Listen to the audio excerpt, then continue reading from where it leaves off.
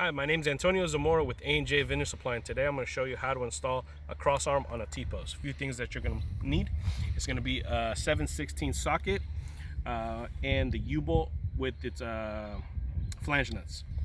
The next thing you're going to need is the crossarm itself. So from here, you're going to make sure you line up the lock pattern on the T-post, just like this.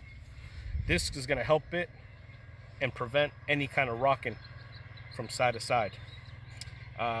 The next thing you'll have to decide is whether you're going to use the slots or the T-bites.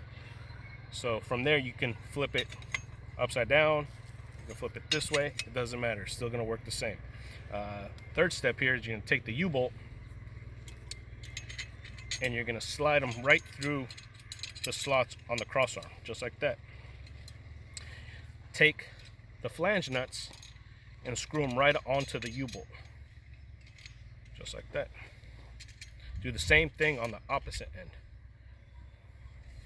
Now to secure the crossarm, you're going to want to tighten one side first and then tighten the other side, just like this.